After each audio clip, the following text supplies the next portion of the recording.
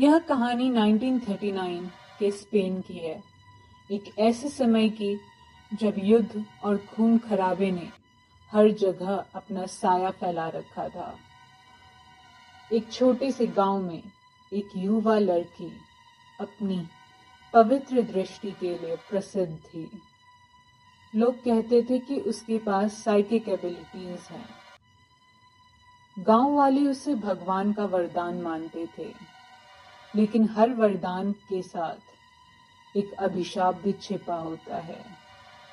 10 साल बाद एक नवदीक्षा प्राप्त नन सिस्टर क्लारा उस कॉन्वेंट में आती है, जिसे अब एक स्कूल में बदल दिया गया था। पर वह कॉन्वेंट अपने अंदर कई काले रहस्यों को छुपाए हुए है। सिस्टर क्लारा ने कहा, तो यही है मेरा नया घर। कितना शांत और पवित्र दिखता है, लेकिन ये अजीब सी ठंडक क्यों महसूस हो रही है। सिस्टर मार्गरेट, स्वागत है क्लारा, मैं सिस्टर मार्गरेट हूँ। मदर एलिस तुम्हारे आने की बेसब्री से प्रतीक्षा कर रही थी। चलो मैं तुम्हें कॉन्वेंट दिखाती हूँ। सिस्टर क्लारा को तुरंत एहसास हो गया कि यहाँ कुछ असामान्य है, लेकिन उसने इसे अपनी कल्पना मान लिया। उसे कॉन्वेंट के अंदर अपना कमरा दिखाया गया। कमरे में एक पुराना ड्रेसर, एक बिस्तर और एक पुराना सिगार बॉक्स रखा हुआ था। सिस्टर क्लारा, ये क्या है? कुछ पुराने खत, कैंची और ये तस्वीर। इस तस्वीर में ये कौन सी नन है और इसकी आंखों में इतना गुस्सा क्यों है? उस रात सिस्टर क्लारा ने पहली बार असामान्य घटनाओं का अनुभव किया। एक कुर्सी बार बार अपने आप गिर जाती थी। दीवार पर एक चित्र बना हुआ था, जिसमें कि एक इंसान फांसी पर लटका हुआ था, और ऐसा चित्र देखते ही गायब हो जाता था और खुद ब खुद बन भी जाता था। और उसने अपने सपने में किसी औरत की चीखें भी सुनी। अगली सुबह स्कूल की घंटी बजती है। सिस्टर क्लारा ने कहा, बच्चों, आज हम सूर्य ग्रहण के बारे में पढ़ेंगे।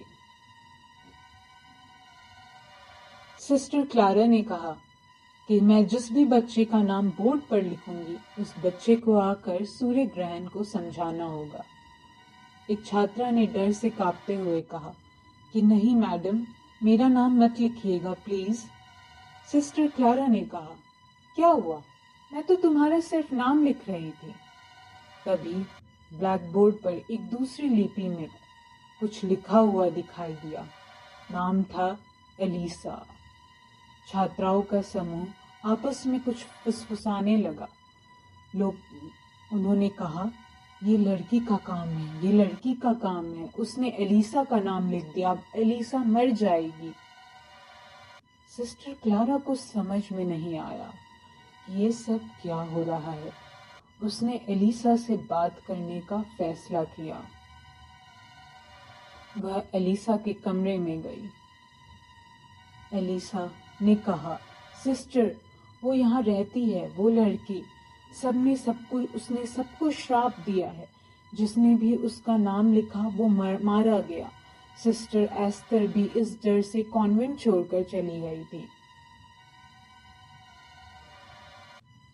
सूर्य ग्रहण के दिन सिस्टर क्लारा ने वो देखा जो उसने कभी सोचा भी नहीं था। एक भयानक त्रासदी की यादें उसके सामने तैरने लगी। उसने देखा कि कैसे युद्ध के दौरान कॉन्वेंट पर हमला हुआ था और कैसे सिस्टर कैथरीन के साथ अन्याय किया गया था। सिस्टर कैथरीन सिसकते हुए, मेरी बेटी, वो मासूम थी, उन्होंने उसे मुझसे छीन लिया।